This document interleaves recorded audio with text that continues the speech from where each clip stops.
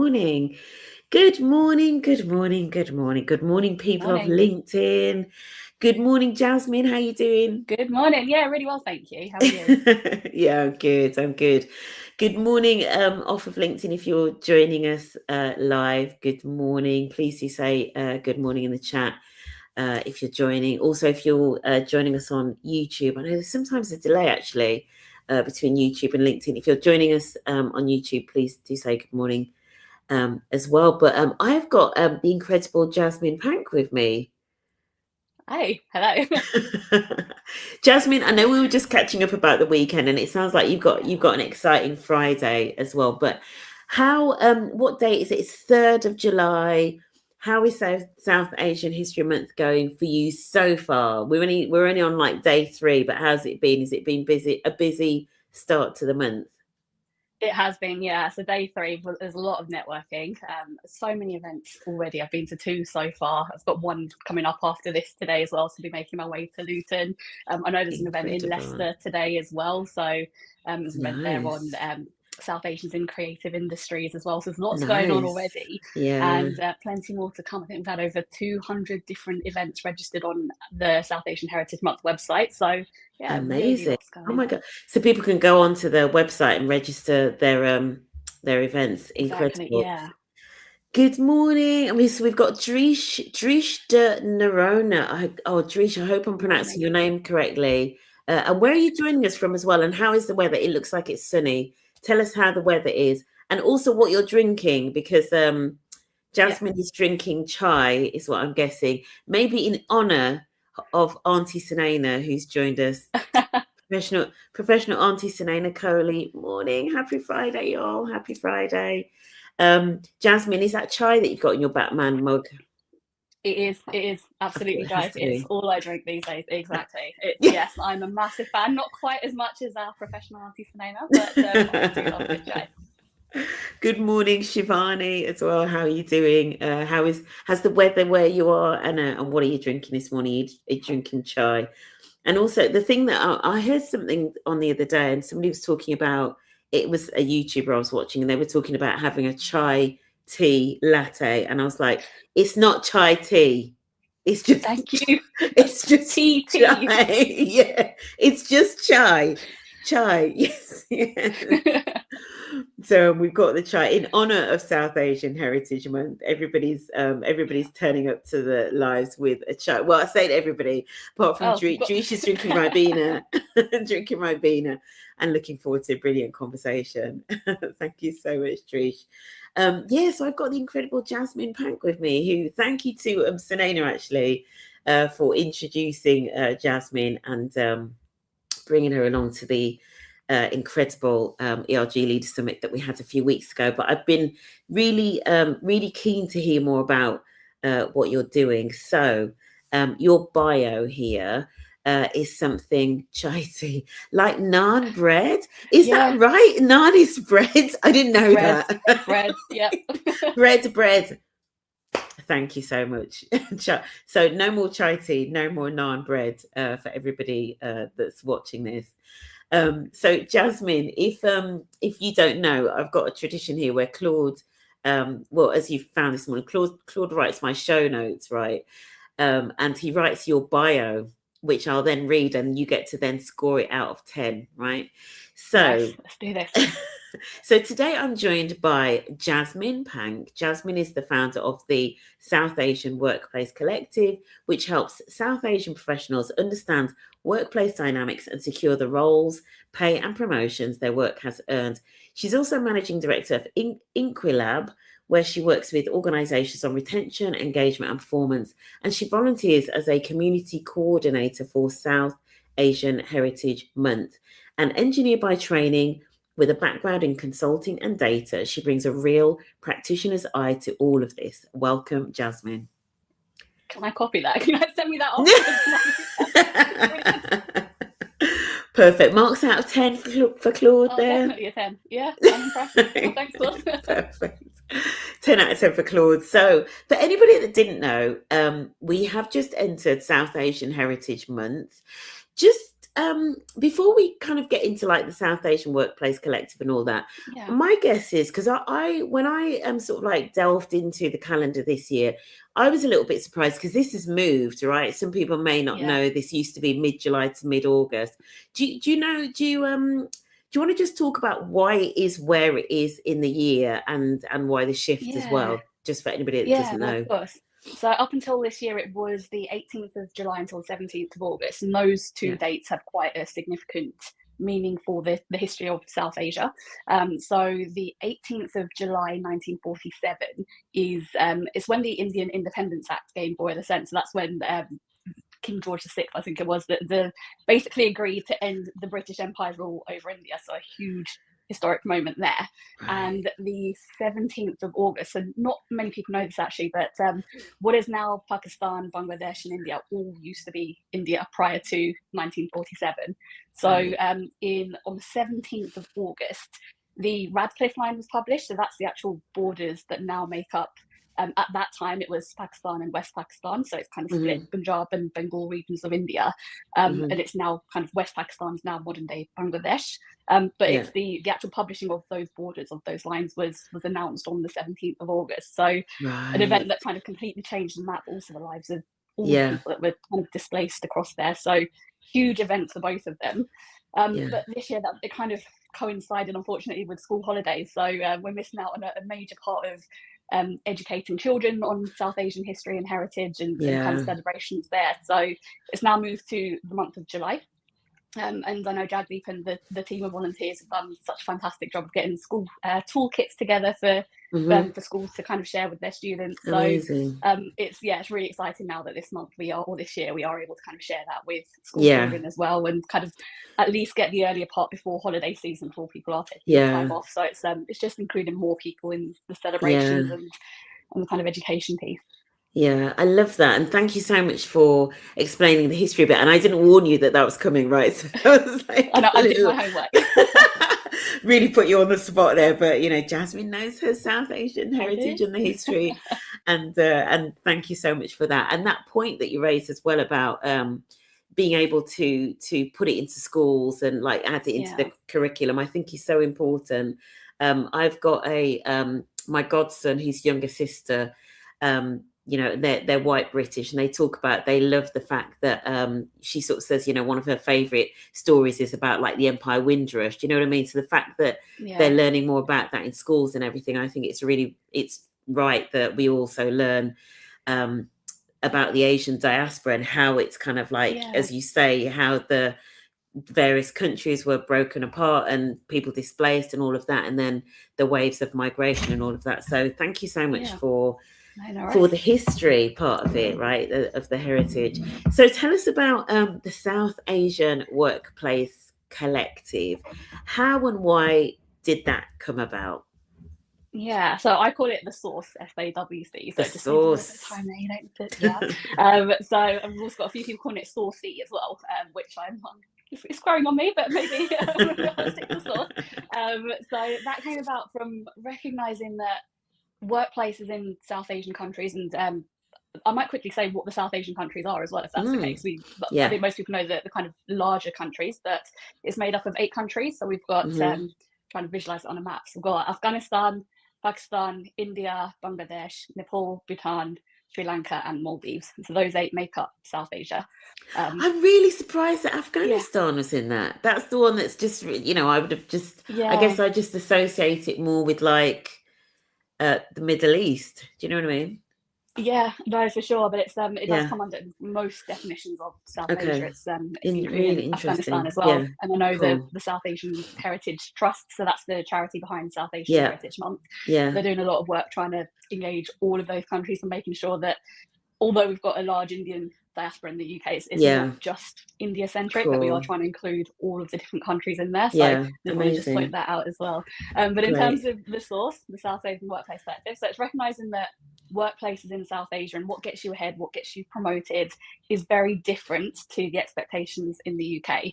And Asians in general often receive less feedback, less mentorship and sponsorship in the workplace. So we're not really told what those differences are and how we can progress. So we're kind of taught to study hard, get yourself into a stable, secure job, and then work hard, and the promotions will come when the time is right. And unfortunately, it doesn't quite work like that. You can be working hard and doing everything right and still not get that promotion. And because we're not getting the feedback and not knowing what we can do differently, we're not really sure on how to improve. So people kind of stuck and stuck in roles that don't quite match their capabilities.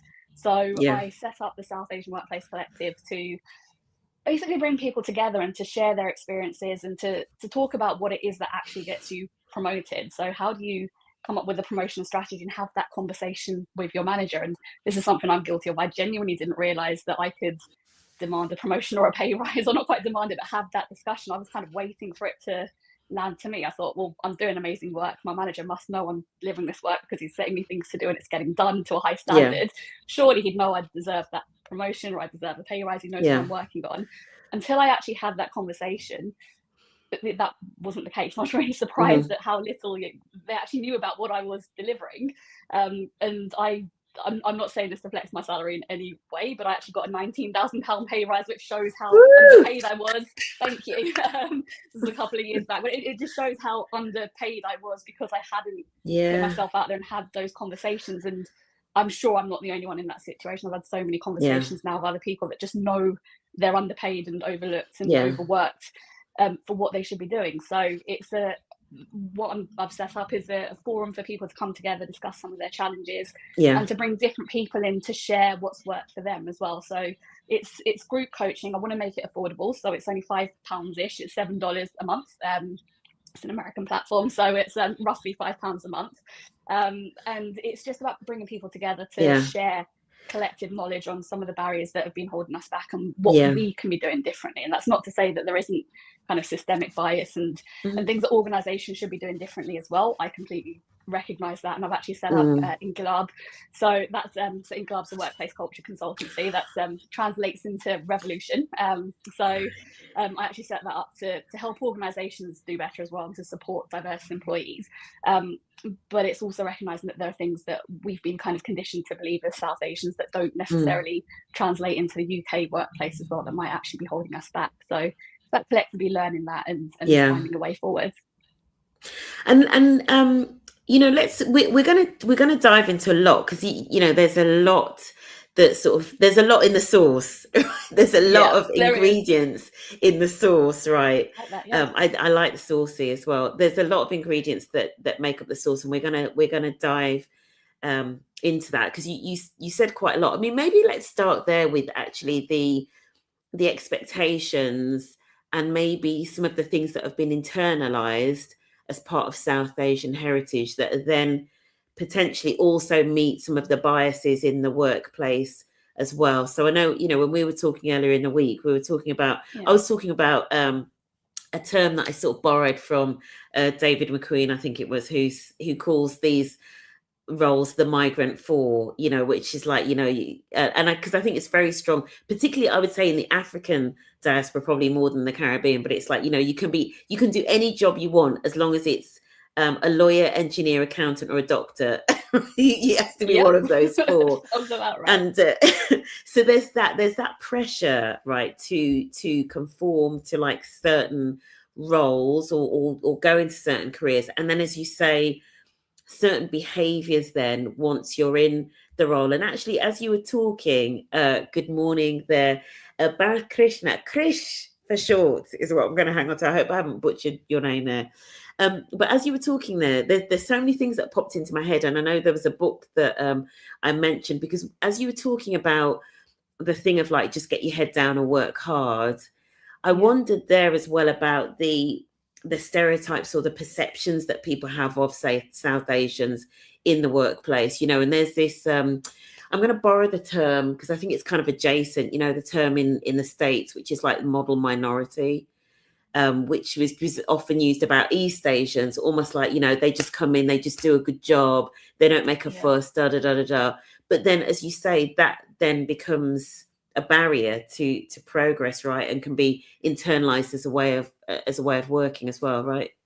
Yeah, no, exactly. It's almost counterintuitive because I've always been told to just work hard and work as a team as well. So I've always been the one that takes on more work than I should and not saying no to anything Mm, that comes to my way, thinking that that's what's actually going to get me ahead. yeah. But it's what's holding me back. It's kind of led to borderline burnout in some cases, and it is this perception of South Asians are being unable to kind of push back on boundaries, that we're not very assertive in a lot of times. And this has come Mm, from feedback from various managers that I've had in the past and worked with and spoken to recently through the source as mhm. well.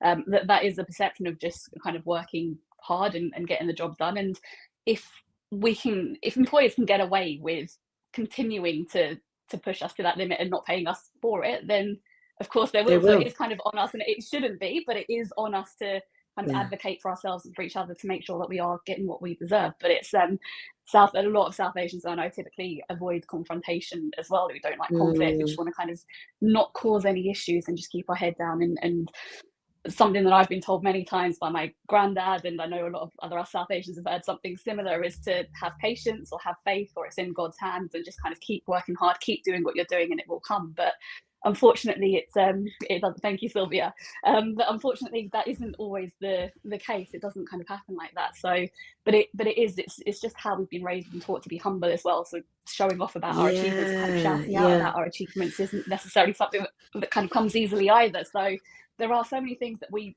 think are doing ourselves favors, but are actually holding us back, and we don't realize it. And kind of goes back to the bit about feedback and mentorship. Nobody's telling us Yeah. that this is what we're doing wrong. So how can we then move forward from there?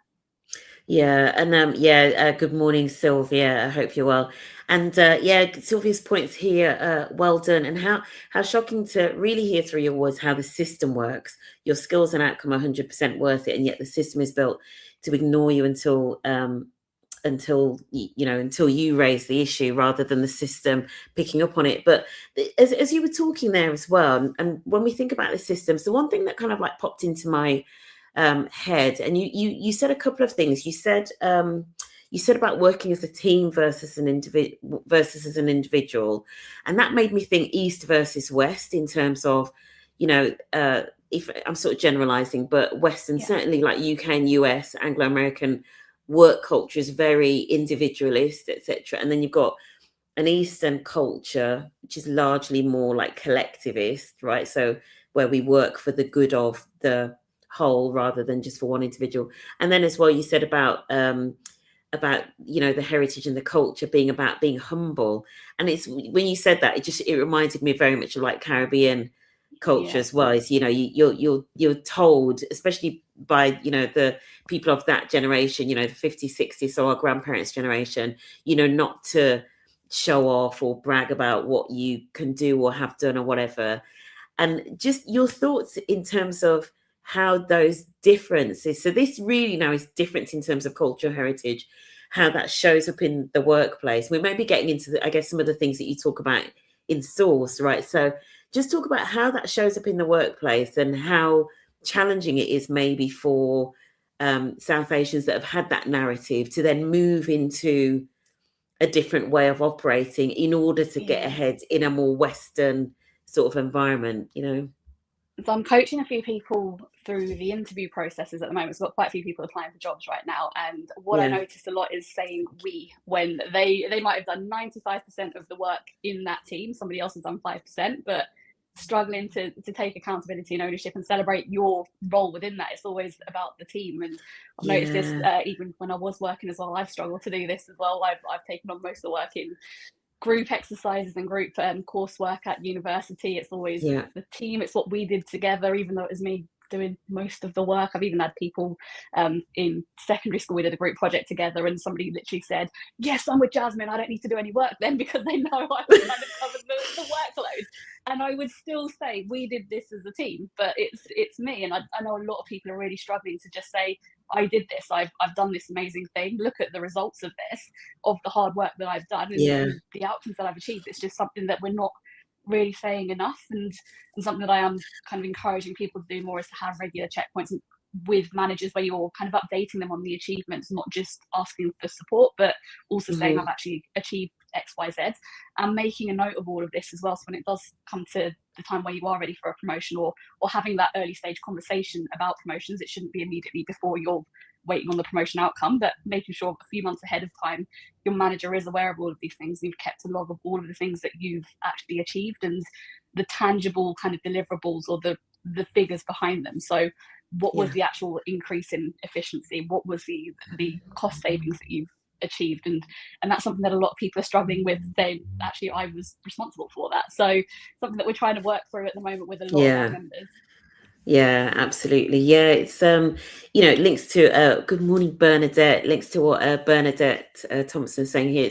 It kind of links to like CQ, right? Cultural intelligence, and also Sylvia in terms of East versus West, and almost like regardless of what your perspective is in terms of whichever way of operating, etc. But it's recognizing that certainly if you're in most Western organizations, that you do have to be able to articulate what it is that you've done and or capture what you've done to be able to put it into the language of leaders and managers that are measuring or looking for it in that way. But particularly if they've got those biases and they're kind of, as you say, then they're almost like not expecting you to do that or to notice your achievements, then you have to be the one that's singing, blowing your own trumpet, right? Basically. No, exactly.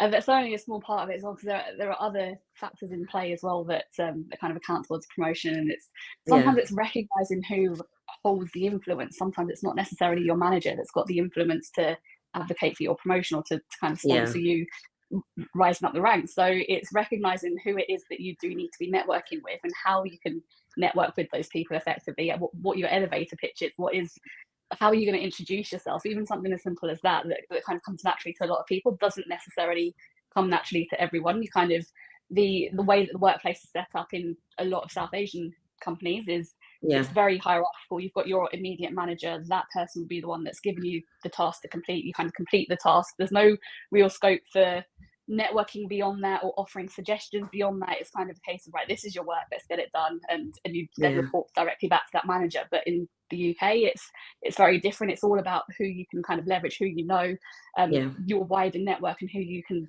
influence to kind of advocate for you as well. So it's not just about the outcomes as well. It's about everything that's not necessarily on the job description, but you kind of need to be mindful of too. Absolutely. And finding, as you say, like finding those advocates, those allies that are going to speak up for you as well, that kind of help, help on that journey. Good morning, Niharika. How are you doing?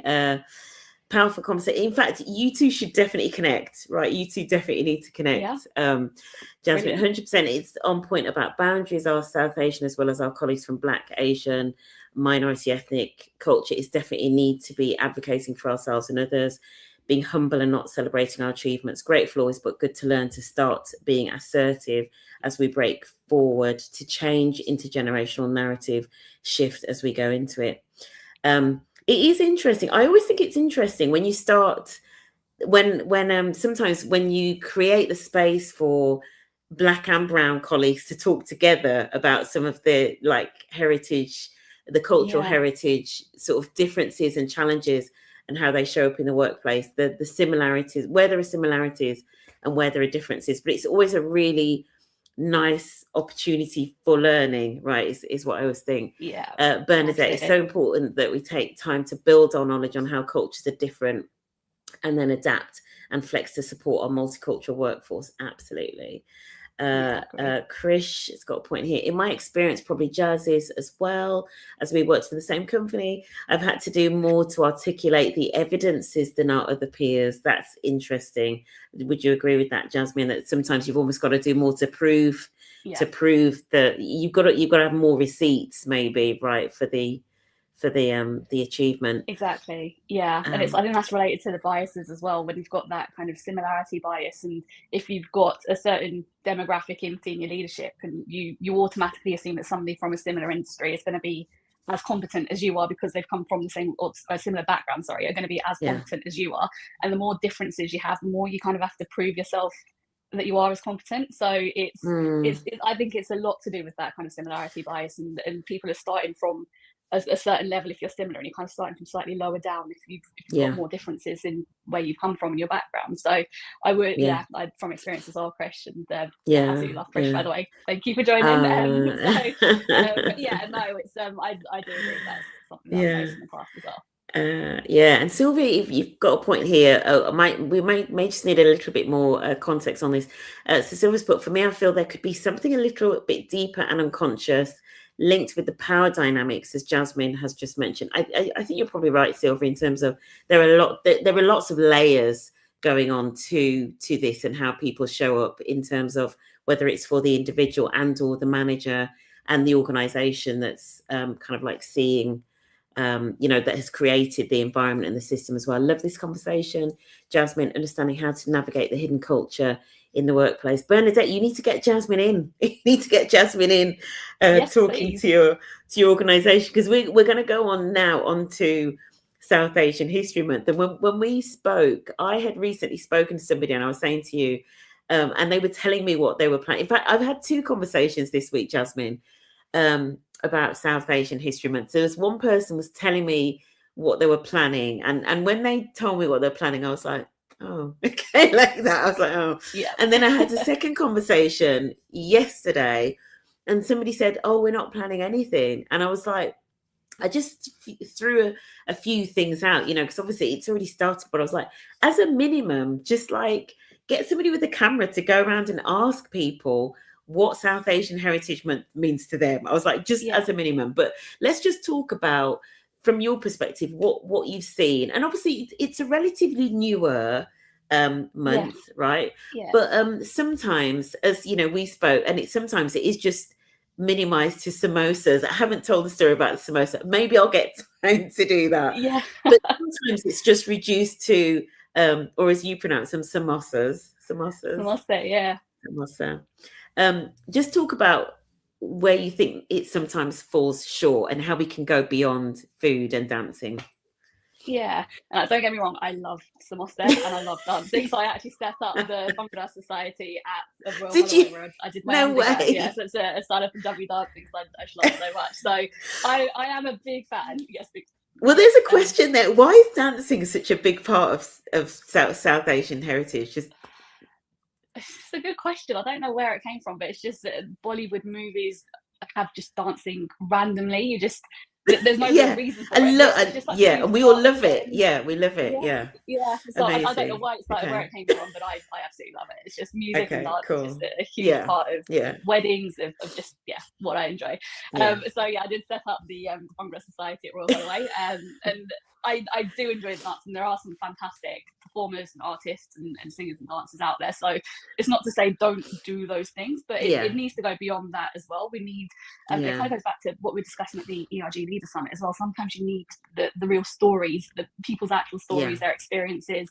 You need to have some of the difficult conversations sometimes in order to progress as well, and not just make it a month-long celebration and then full stop, that's it. So how can we kind of engage the community? What I find as well, if you do want to stick to the dancing and the kind of the more fun, energetic stuff, try finding ways to bring people in. So rather than just watching performances, which again can be fantastic, there we go, taught to celebrate with music and dance. It's just nice. Such a huge Thanks, part. Krish. But some of the events that I've run in the past, I've been a part of in previous organisations, are the ones that include everyone. And these aren't specifically South Asian Heritage Month events, but a couple of examples I've got. So Lukman, the company that I used to work at, he did an event for Ramadan about kind of sharing what it is to fast and what that feels like. So he encouraged non-Muslims to join in with the fast for a few days over Ramadan and to kind of document what it was like for them. So I took part in that. I'm not a Muslim myself, and I wouldn't have known that experience had I not actually kind of immersed myself in there. And I'm now so much more mindful of where I'm eating during Ramadan, and because I found it so difficult when I'm fasting and the guy next to me just cracked open a Kit Kat and a Tango or something, and I'm just like, I'm so I can't concentrate right now. So it's now having that kind of experience and being really immersed in it. I'm so much more mindful of what I'm doing, and my understanding has increased so much more because of it. I led an event for Vaisakhi, so that's the Punjabi or Sikh harvest festival, and that's a lot of dancing there. So we had Navraj, he's a professional or next kind of choreographer. He put together a dance routine for everyone, but we encouraged everyone to kind of join in and experience the dancing as well. So it's people are kind of more engaged that way. You're more likely to kind of ask questions and get involved rather than sitting through a presentation, grabbing a samosa and calling it a day, which, as I said, nothing wrong with that, but there are so many more ways of getting people involved. And it's also, as I said, about the conversations as well. So I'm working with a few clients at the moment to I'll be delivering some workshops again from the ERG Leaders Summit. So the World Cafe went down really well, so I'll be doing something similar and holding discussions there on what can we do to continue supporting as South Asians. What can we do to continue advocating for ourselves moving forwards beyond the month? How can we support each other as well? Because it can be quite competitive almost. You feel there's only so much room for South Asians to progress. You want that person to be you. So you kind of have to keep that information to yourself. But how can we actually support each other? And advocate for each other and provide feedback for each other where we see opportunities for our South Asian colleagues to improve, and also what can senior leaders and allies be doing as well to better understand what are the kind of questions that they'd like to ask but maybe aren't quite sure how to phrase it because I don't want to offend anyone. It's just how can we ask those questions and have open discussions. So I'll be running those workshops. If there are any, I know you mentioned there's a few people that aren't planning anything for South Asian Heritage Month yet, just give me a shout. But I'll be working with a few companies on that at the moment. So it's just a case of open dialogue. I think is just so important. Absolutely. And so underrated and not done enough.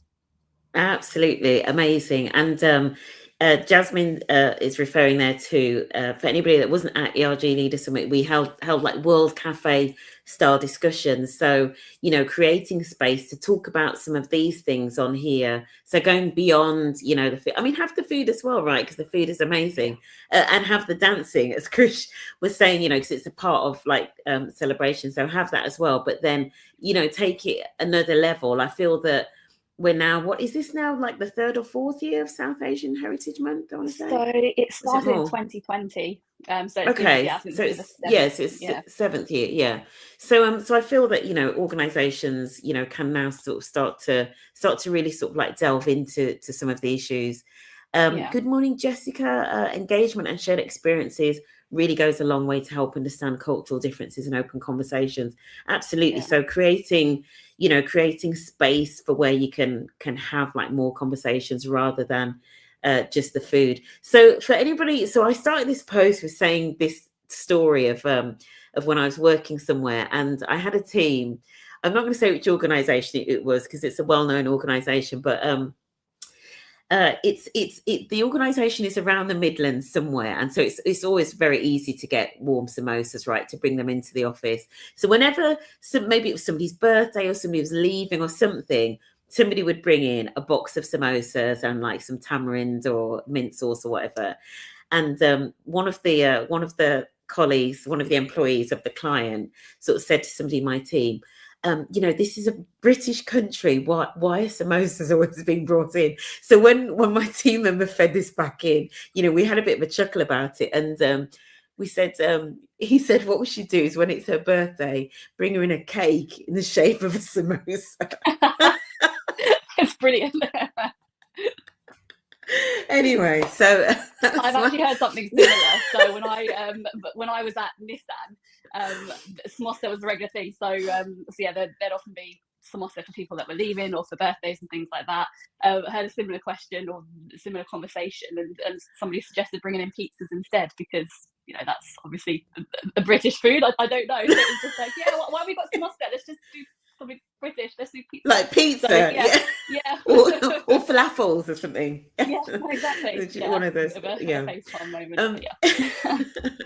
Just in terms of one of the things I wanted to delve into, which we spoke about, was feedback, and you've talked about you know, getting feedback from peers, for example. But let's just talk about, and this, you know, as you were saying, this isn't necessarily only unique to South Asian colleagues, but things like vague instructions or unclear instructions, and also then vague and unclear feedback. Just talk about the impact on that, but maybe specifically how it can relate to South Asian colleagues and how we can maybe do something different about that. Yeah, so I've a couple of things that I hear quite recently is people being told, you know, you're on the right track, good work, keep it up, and then suddenly getting blindsided when it comes to actual feedback and promotions, because suddenly a list comes out of all the things that they could be doing differently, but it wasn't kind of given to them in an actionable way or at all in some cases throughout the year. So that's something. Fish and chips, nice. So yeah, no, that's something there. But then there's also, I've heard people giving feedback like, oh, you need a bit more oomph and a bit more get up and go, a bit more drive. And if you've got particularly first generation where English might not be the first language, I struggle to decipher what that actually means sometimes. So if you've got somebody that's coming in with English not as a first language, it's very difficult to understand what's actually meant by that. And in a lot of cases with South Asian culture, you don't necessarily want to ask questions because it kind of shows that you don't understand something, and you don't really want to admit to that. So it's a case of let's take that feedback and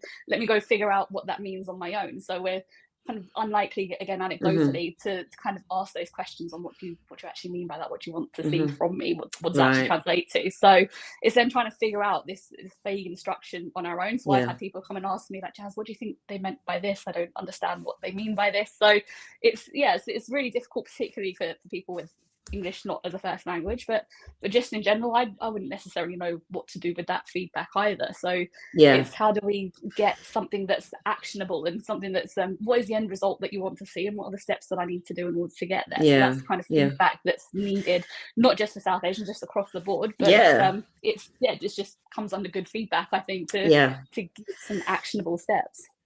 Yes. And fortunately or unfortunately, well, it just is, in terms of you know, we were talking about this during the week, that British language and just British culture generally can be very vague and very opaque, and you know, things are often said when actually the opposite is meant, if that makes sense. So often, you know, people might say, oh yeah, that's fine, or, you know, we tend to be quite indirect with our language, and there's like a level of almost like I call it faux politeness. Because it's pretending to be polite, but actually, you know, there's often an undercurrent of something else. It's just not being said, right? So it's faux politeness. But I think absolutely hit the nail on the head in terms of in the workplace, some of the vague statements that might be given either about an individual's performance or a piece of work. I actually wondered, as you were talking, and some of it may be links into the point here that Sylvia's made, which I'm gonna try to read momentarily. But some of it, I sometimes think vague feedback about how somebody comes across. It could just be that the person hasn't articulated it well, you know, that they are maybe recalling some interpersonal interactions they haven't articulated. It could also just be bias.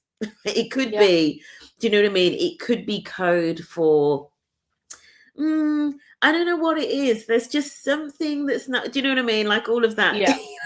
And we know, because we've now seen it. I mean, I'm not a massive fan, but people have now started to see what that looks like on programs like The Traitors, right? When you see people saying these vague things, not sure what it is, but there's just something. Yeah, it's called, and it ends in ism, probably. Do you know what I mean? It's like, So, but you know, so there is something about, and you know, as you said, there is sometimes that barrier of not wanting to ask, but you know, asking somebody, you know, can you give me some examples, or you know, exactly, you know, what it is that you mean.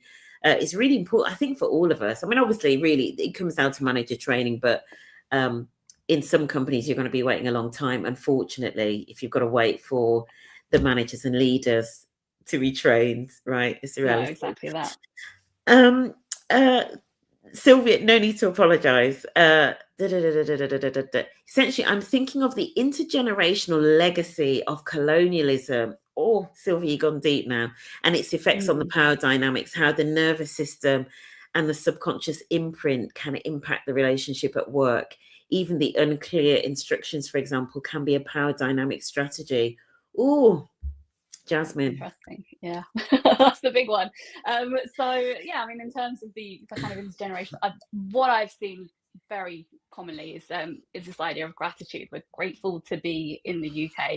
You have to be grateful for the job that you're in, and that's one of the reasons why a lot of people aren't necessarily amongst some of the other things that we've discussed, aren't necessarily pushing for more, is because we're taught to be grateful for the fact that we are here, and there is that power dynamic. I see that a lot in visa sponsorship as well. So if someone's got their visa being sponsored, their salary would typically take a cut for it, and it's nobody's really speaking up about it, because again, I'm grateful that I've got this job. I'm here. This is something that I should be happy with. So I need to just kind of stay quiet. I don't want to rock the boat too much, because I'm grateful to be here. It's just something that I hear very, very often.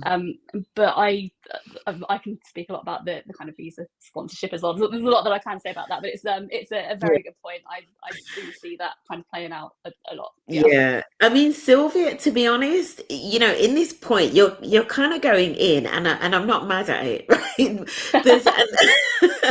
Because what I would say in terms of like the legacy of colonialism, I mean, it's 9:10.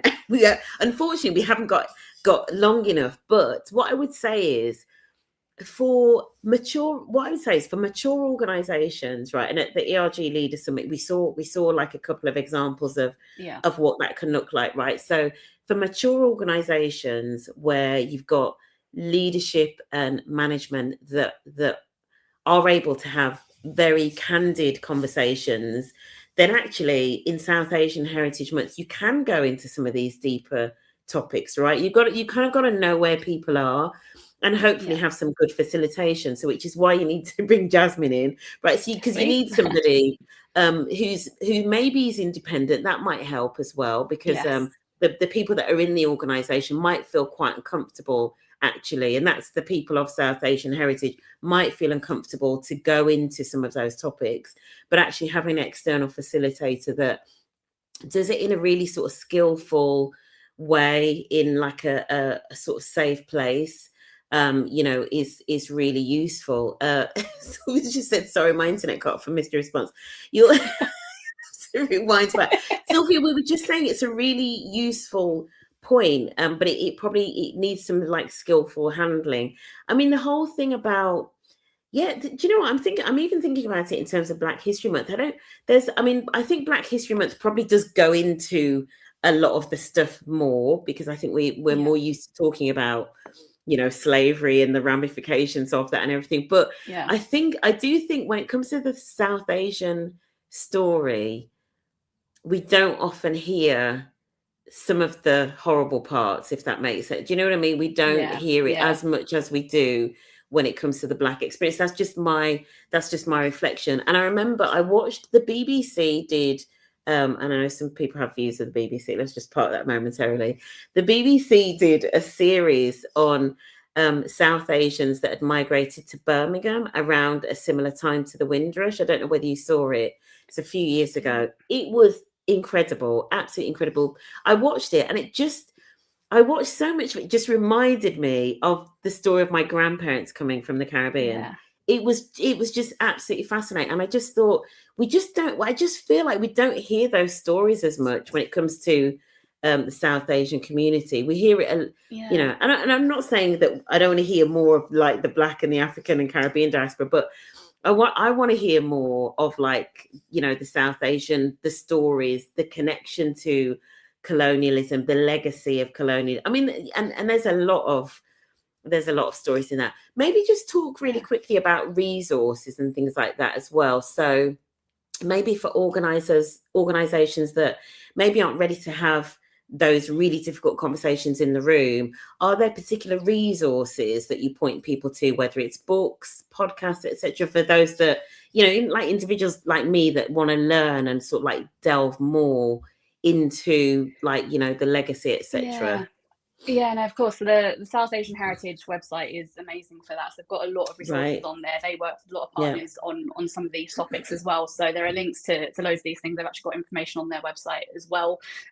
So I actually did a really good talk last year. It was a really good topic that was suggested by one of the clients last year during South Asian Heritage Month on indentured workers. So it's again looking at those the more difficult stories to talk about, but so many people from South Asia, particularly India, have kind of been called in to support some of the the more dangerous work in places like East Africa, so working on the railway there, but like really manual labour intensive tasks, and then also on plantations as well. So it's in the Caribbean, in Mauritius. So in loads of different places, and those are really difficult stories as well. So it's hats off to that particular client for going deep into some of those more challenging things to discuss, and hats off to them for asking questions and for engaging with that. So I would like to see more of that as well. There are some organisations that are doing it, but it's quite a difficult one. But the South Asian Heritage website, I'll put it in the comments after this actually, so if people want to take a look,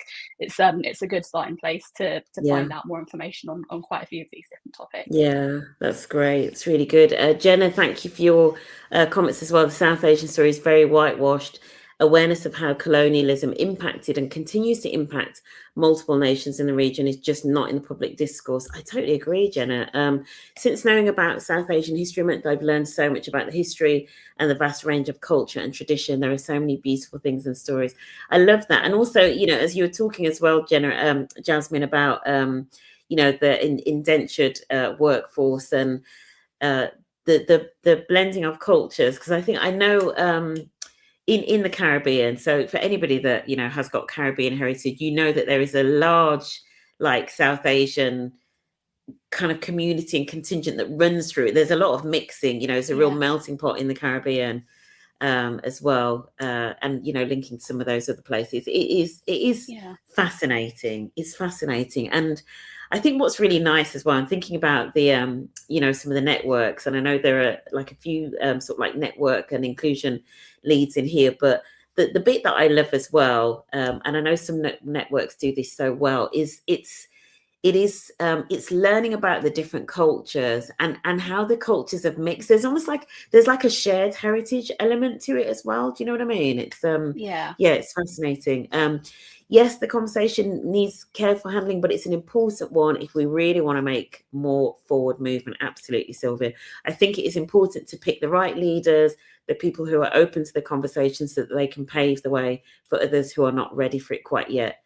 Sorry, Naomi, I can go deep at 9 a.m. Do you know what? It's fine. I'm glad you did, actually, Sylvia. I'm glad you did, because I do think that when I contrast it to Black History Month, I'm like, it's lovely, the food and the dancing and all of that, but these conversations, and I'm so glad we've had this conversation, Jasmine. It's the 3rd of July, and so if you haven't yet got anything planned, well, for starters, you've got Jasmine that you can connect to. Where's the best place for people to find you? Is it here on LinkedIn, Jasmine, or send people to your website? It is, yeah. So just drop me a DM. I'll put the websites in the comments as well. But do feel free to DM. And then we're going to finish on almost what's the one thing? What is one thing? And maybe for organisations that haven't yet got anything planned. So apart from they're going to reach out to Jasmine is the first thing they're going to do. And then we'll maybe talk about something else. But I'll just pick up Jessica's point here. Experiences of communities from the diaspora is definitely not understood.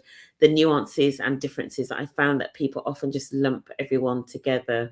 Yeah, absolutely. And I kind of almost feel like we've got a shared responsibility, and especially within ERGs that are multicultural, which I know sometimes it can maybe be challenging, but I definitely want to challenge those ERGs that are multicultural, but maybe just only focus on, one particular diaspora. Let's start doing, let's do all of it. Justice is what I would say. Yeah. So what is one thing, Jasmine, that organizations, ERGs, etc., networks can do to support their South Asian colleagues, maybe during this month, but also then beyond, right? So keeping it alive beyond. Yeah, I think it's just listening more, to be honest. I think that's how everything starts. And it's something that I teach in Inquilab as well. So I've got the lab method, so learn, align, build. Before you can do anything, before you put in place any initiative, you actually need to find out what the problems are and not just what you assume the problems to be.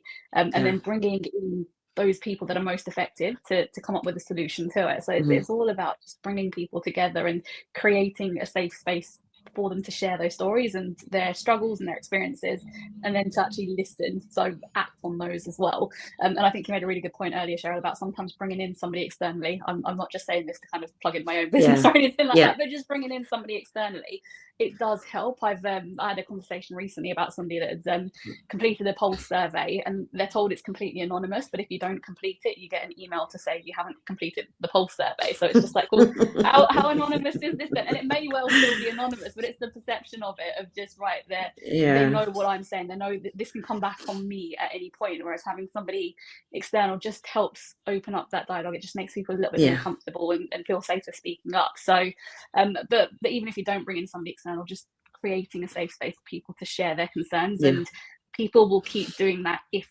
their concerns are acted on. If they can see something being done about it, then they're going to be more comfortable raising the next one. So just creating that space to listen to begin with. Yeah, incredible, amazing. All right, so it starts with the listening and just creating those spaces, which, you know, that's not hard, right? Just doing the listening. And if you're struggling or don't know how to, you know, kind of run that conversation, have that conversation, please do reach out to Jasmine. You can find her here on LinkedIn. And you've got a website as well, haven't you, for South Asian Workplace Collective? Yeah, amazing.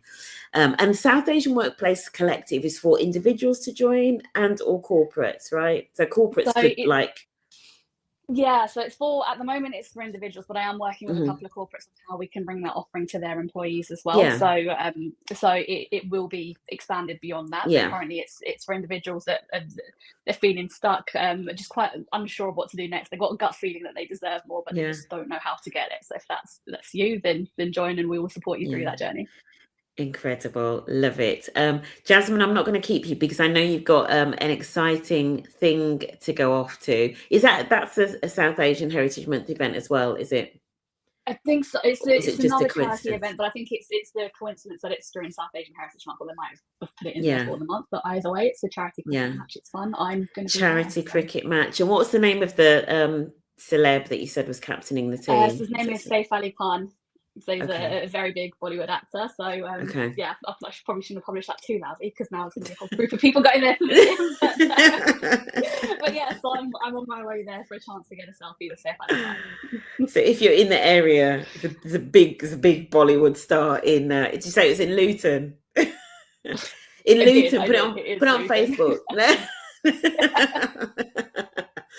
Favorite Bollywood film, Jasmine, before you go. Any recommendations of favorite Bollywood film? And anybody in the comments, if you've got a favorite Bollywood film as well, drop it in the comments, or a favorite Bollywood actor, just to finish up. Such a tough one. I feel that I need to look on Netflix for something. Yeah, Netflix will for sure have something. It's the first movie that made me cry. It's Good the Hair. It was yes. So we'll go with that one. It's my at the time in the 90s, my favorite actor, Shah Rukh Khan. So we'll go with that. But I probably should have said a Saif Ali Khan one, shouldn't I? So yeah, we'll go with one better, just in case he's listening. Just in case he's watching. Exactly. Perfect. I mean, Jasmine, honestly, it's been, you know, I've learned a lot. And you know, and I consider myself to be reasonably well read, but I've learned a lot. But that's the thing about, you know, these months and things, you can always learn more, because you can always go deeper, learn more about people's experiences, etc. So if you haven't got anything planned, please do reach out to Jasmine. Check out the South Asian Heritage Month website. We will make sure that the link is in the comments afterwards. And thank you so much. Oh gosh, the favorite films are coming in. Oh my goodness, 3 Idiots is one. That's a good one. Yeah. K3G is my fave. Yeah, Kabhi Khushi Kabhi Gham. Yeah, another really good one. Another one that did make that one made my sister cry in the cinema. So had to be tossed around. My grandma, my aunt, my mum, all of us had to take a turn carrying her because she was bawling her eyes out, like however old she would have been, 5, 6 years old. So yeah, I'm sure she'll love me telling everyone that. But yeah, and Kamoshi the musical. Oh, I'm not seeing that one, Drish. Okay, there's one for me as well. I'll give that one a go. Yeah. Oh. Kabhi Khushi Kabhi Gham. That's the K3G. Yeah. Amazing. Yeah. I bet you didn't think you were going to be discussing favorite Bollywood films on here. Yeah, definitely. Okay, perfect. Thank you so much to everybody that has joined us live and like stayed with us for the hour. And if you're watching on the replay, thank you for taking some time out of your day, and I hope it's inspired you to do something for South Asian History Month, even if just to reach out and connect with Jasmine. Jasmine, enjoy and have a great charity match as well. Yeah, no, thank you very much.